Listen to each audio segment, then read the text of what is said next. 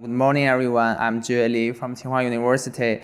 I present this paper on behalf of the authors as it cannot show up. This is a joint work of 4 institutions, which analyzes 6 years of data from the Sunway TaihuLight supercomputer. It provides insights into HPC operational management and I/O workload characteristics. As we all know, supercomputer has a wide range of applications and plays an important role in many fields of science and engineering. However, efficient transformation of supercomputers' computing power is challenging. The figure shows the performance of historical ACM Golden Bell Award winning applications and the performance of top-ranked supercomputer, from which you can see a huge performance gap in between. How to utilize the computing power of supercomputers still exist challenges. Understanding the limitations and challenges faced by supercomputers is crucial for their effective utilization. One primary issue is the I/O performance. Supercomputers have immense compute power and parallelism, but this is only useful with efficient I/O operations. Unfortunately, I/O speed significantly lags behind computation. As shown in the figure, comparing storage and computation speeds of the world's #1 supercomputer over the years, the I/O bandwidth is much lower than the flops. This gap is due to several reasons, like the growing performance disparity between processing units and the secondary storage, and the complex distributed supercomputer I/O stack spanning multiple layers from applications to storage hardware. Additionally, parallel I/O resources are shared system-wide, making them less scalable and consistent, and more prone to interference. In addition, as supercomputers scale larger, their architectures become more complex, bringing many problems that make it difficult for applications to achieve the expected performance. For example, the average trouble-free operation time of large-scale supercomputers is reduced to less than 10 hours, and the issue of component performance degradation is prominent. Such problems are not only difficult to detect, but also pose serious performance issues. As shown in the middle figure, applications may be affected by these degraded components and experience significant performance degradation. One of the main reasons why these problems are so difficult to solve is the knowledge gap.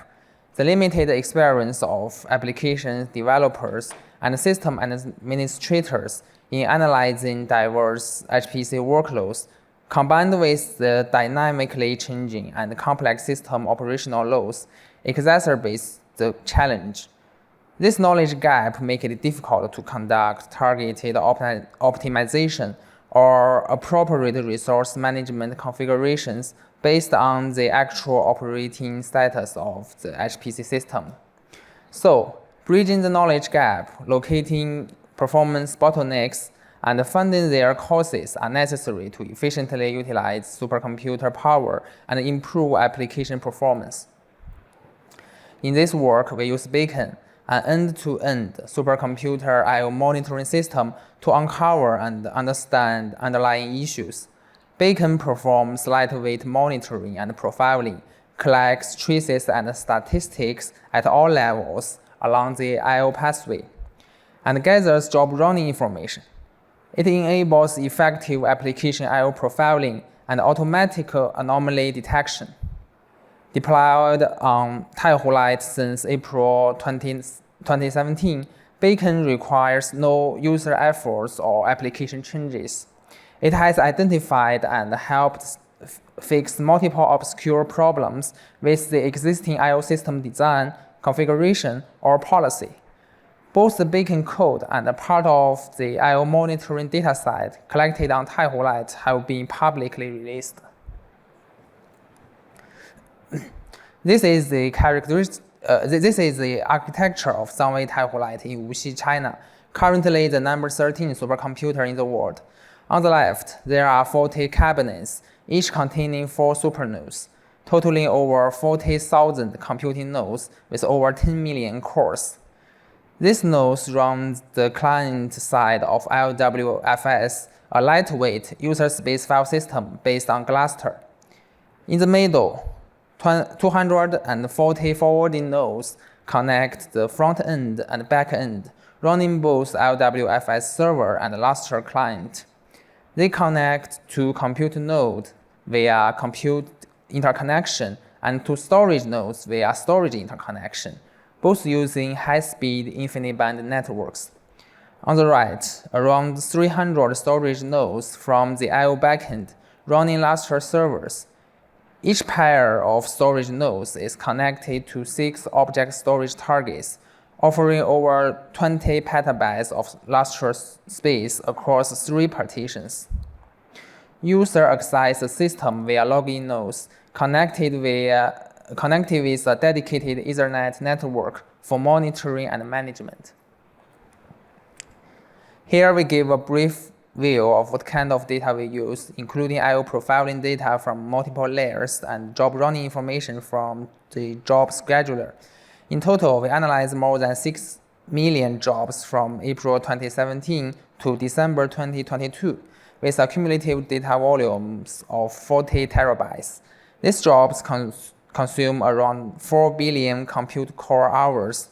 Among them, more than 2 million jobs exhibited a parallel scale exceeding 14 processes, consuming over 99% of the total core hours. Consequently, the main focus of our work is on jobs with a parallel scale greater than 16 processes. We mainly discuss our findings for the rest of the talk. Due to the time limit, here we just show some case studies. The first case study is the overall compute resource utilization analysis. The utilization rate indicates the actual core hour consumption of compute nodes within a day relative to the maximum core hours possible. The red ellipses in the figure show instances of zero utilization occurring 5 times, corresponding to scheduled maintained downtimes of 2 to 4 days. The green boxes highlight periods of exceptionally low utilization.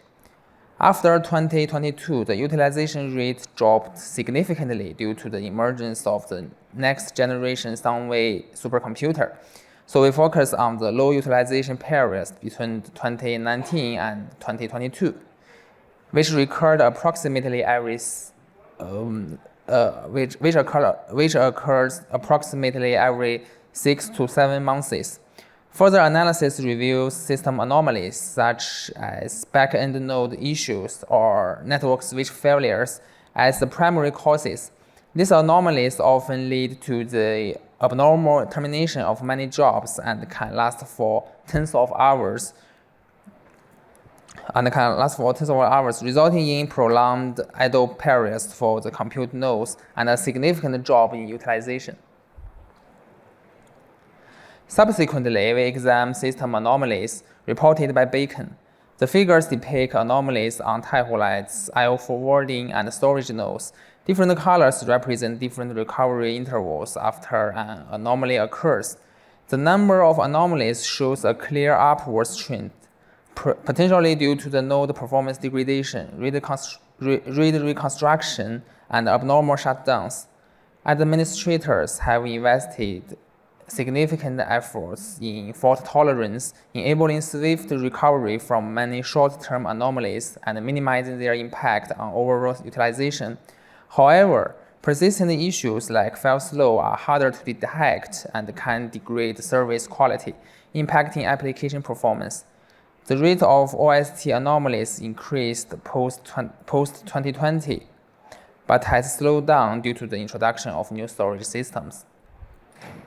Here we have an example of file slow.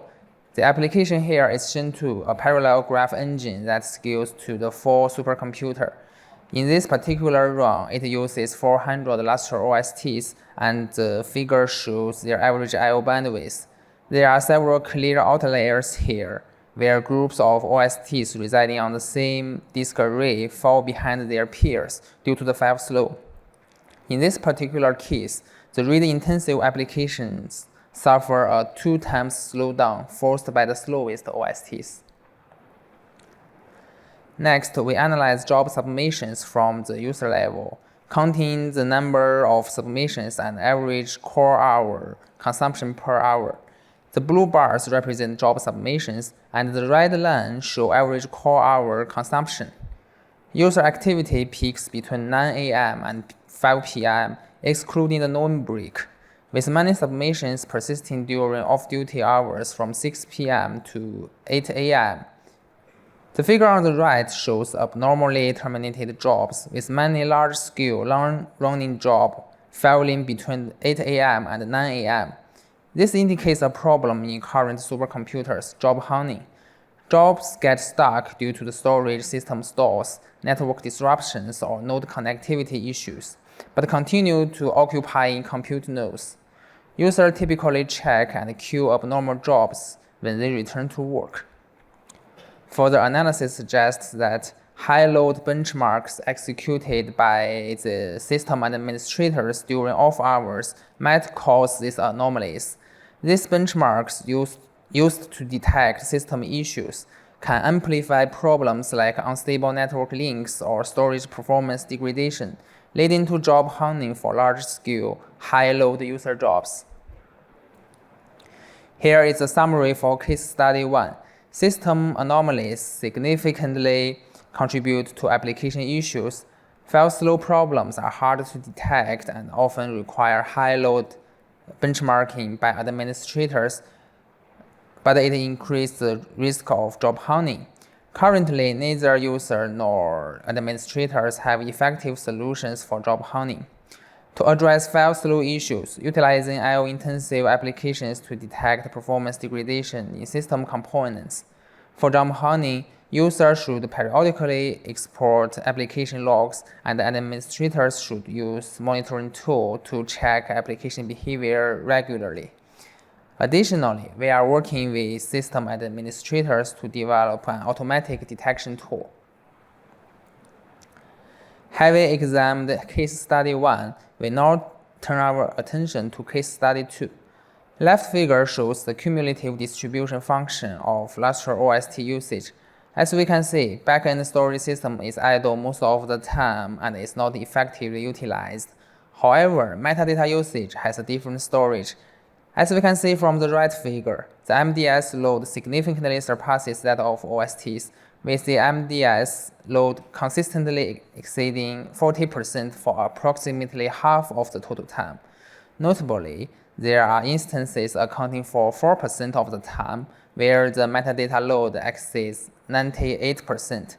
That means the metadata requirements of applications are higher, and extremely high metadata loads underscore the potential bottleneck caused by metadata access in modern storage systems. Here we conducted an in-depth analysis of applications, metadata operations, and file access patterns. The left figure shows the distribution of metadata operations. As expected, open and close operations make up about 90% of the total metadata requests. Surprisingly, getAttribute commands account for nearly 9% during periods of heightened Lustre client getAttribute requests. Applications accessing many grid files tend to invoke sys status, resulting in numerous getAttribute requests. Lustre read-ahead mechanism, which prefetches many files at high concurrency, also contributes significantly to this phenomenon. The right figure shows the number of files accessed by jobs. Most jobs access fewer than 1,000 files, accounting for around 90%, but a minority access up to 26,000 files. Further analysis reveals that most of these jobs are from AI applications, which frequently operate on small files. With the explosive growth of AI applications, metadata pressure will further increase. Additionally, these two figures show the file access interval statistics and file path lengths of different jobs. File sharing is an important feature of HPC applications, and files with access intervals within 1 hour occupy a majority. However, current supercomputer storage systems does not support file sharing well, and jobs rely on the global file system for sharing, which is inefficient. Also, we can see that from the right figure, most files pass lengths ranges from 10 to 12, accounting for 50%, but still a notable portion of files have lengths surpassing 12, extending up to 19. That means supercomputer applications generally have deeper file directories, prone to performance problems and reduced file system efficiency. Here is a summary of case study 2. Metadata performance is crucial for HPC storage as applications increasingly demand it. File sharing is a key feature of HPC applications, which often have long path lengths. Suggestions to address these issues are as follows. Firstly, traditional parallel file system can use data on metadata targets to support access to many small files. Secondly, use high-speed storage devices to cache hot data and improve file sharing efficiency. Finally, users should regularly clean up and merge small files, and administrators can assist by setting up symbolic links to map to shallower directories. Finally, we conduct a comprehensive analysis of job running information on TaihuLight over the past 6 years and statistic key metrics such as the number of job submissions, average job parallelism, average job running time, and average job waiting time for each year, spanning from 2017 to 2020. The summarized results are shown in the table. Here we focus mainly on the average waiting time of jobs. The average job waiting time is very long, even taking around 4,000 seconds in 2018. This means that when you submit a job, you need to wait more than an hour before it can be executed. This will greatly reduce user experience.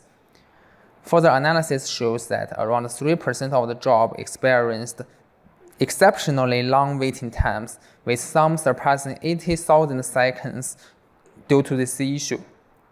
Here we review a problem, job starvation, which indicates that job experience prolonged periods without scheduling, and the default job scheduling policy is the primary culprit for this problem. Numerous supercomputers commonly implement the small-scale job priority scheduling policy as their default choice, aiming to enhance resource utilization. However, this leads to the problem of job starvation. Some jobs with large resource requirements will be blocked for a long time. Job starvation can severely impact user-aware performance. For example, jobs that usually run for a day may be extended to 3 or more days due to the scheduling delays. We suggest that administrators should pay attention to this problem because the prolonged waiting time diminishes user experience and poses the risk of user attrition, adversely affecting the supercomputer cluster. To mitigate this problem, we propose a novel scheduling algorithm called dynamic priority scheduling, which is designed to minimize the occurrence of starved jobs while maximizing compute node utilization at the same time. Its key idea is to place small jobs at the front of the queue for prior execution. However, if a job's waiting time exceeds a predetermined threshold, the system will promote the job to the top of the queue to ensure that the job can be run as quickly as possible.